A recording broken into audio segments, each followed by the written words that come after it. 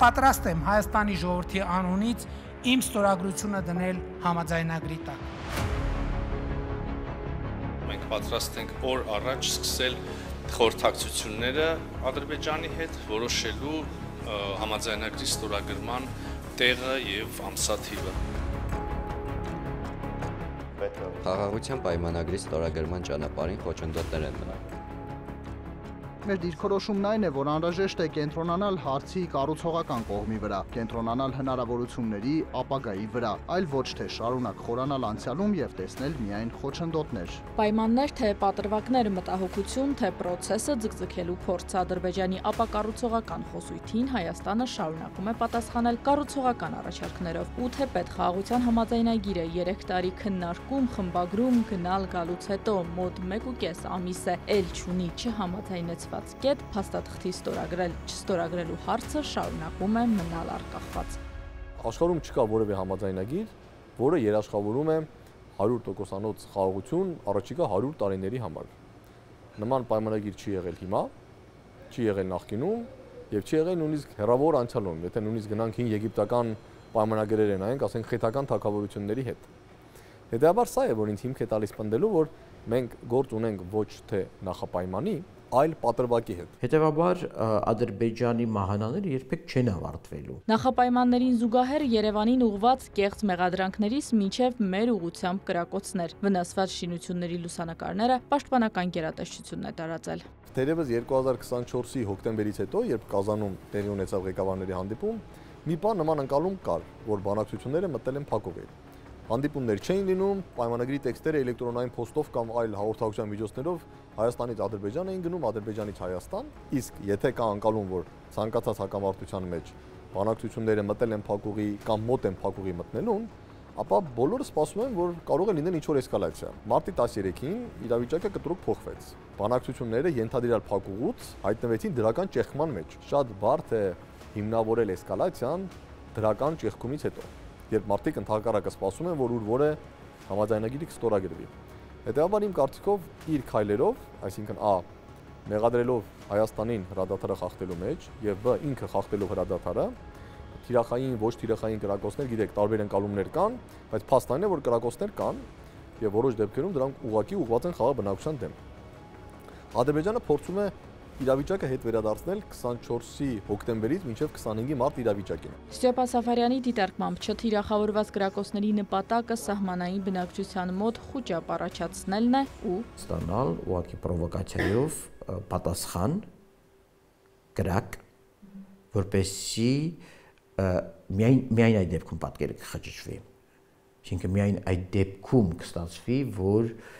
դե լավ, կողմերից ոչ մեկ հրեշտակ չէ։ 1-2 կրակոցն էլ գուցե շարունակություն ունենա, փոքր էսկալացիան դառնա մեծ, հատկապես որ նախորդ էսկալացիաները անգամ Լեռնային Ղարաբաղում էթնիկ զտում նախաձեռնելը Բաքվին թվում է, թե անցել է արդեն ու անպատիժ են մնացել։ Երևանից սահմանամերձ բնակավայրեր ձգվող մտահոգությունները ըստ փորձագետների դիվանագիտական լուծում պահանջող հարցեր են,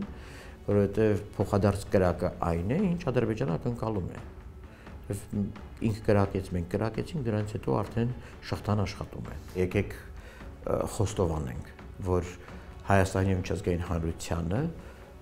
առայժմ հաջողվել է մի քանի անգամ հետաձգել խոշոր պլանավորված հարձակումներ։ Իսկ ինչ է հետ պահում Ադրբեջանին, որ դեռ 3 դիմեր էսկալացիայի։ Վստահաբար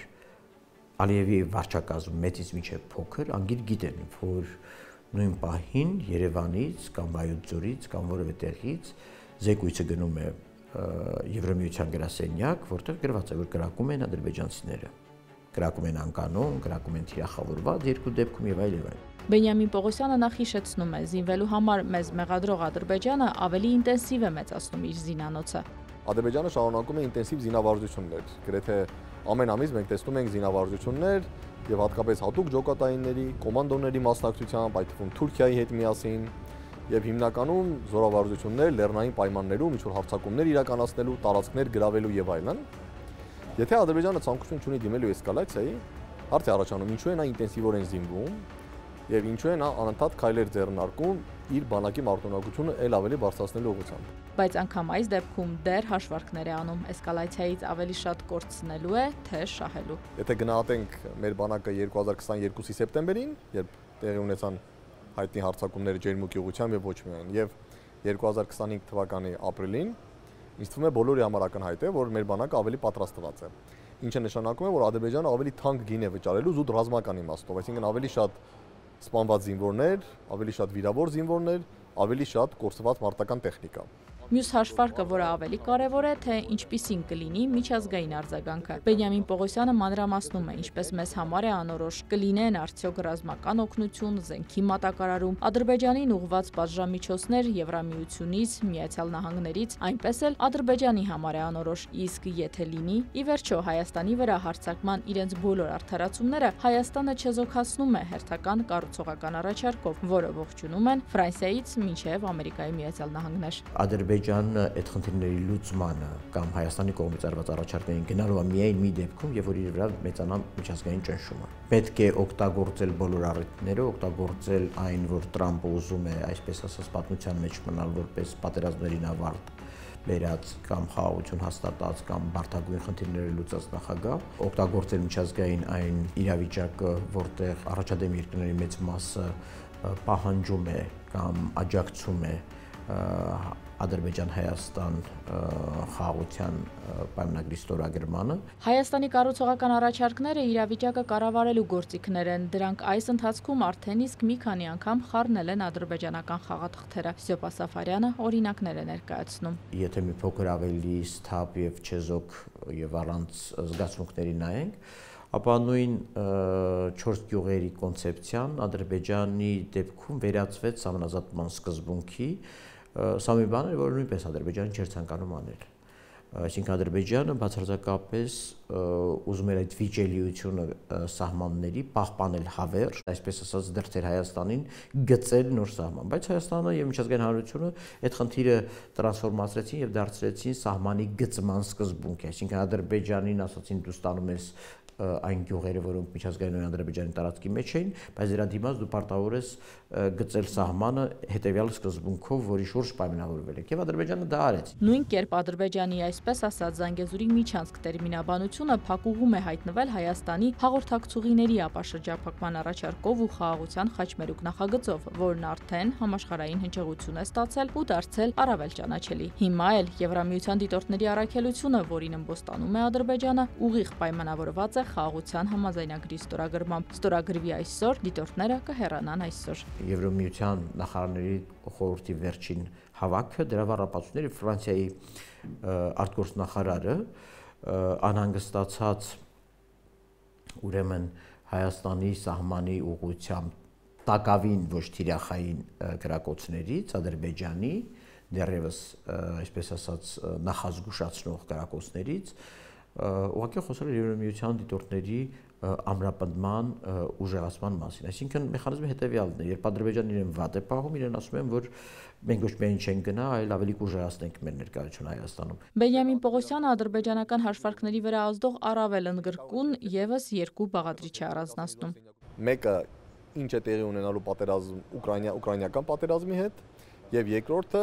ինչպես են ավարտվելու Իրանի միջուկային ծրագրի շուրջ ստեղծված թնջուկը։ Դա ավարտվելու է պայմանավորվածությամբ, թե դա ավարտվելու է Իրանի դեմ ինչ-որ ռազմական գործողությամբ։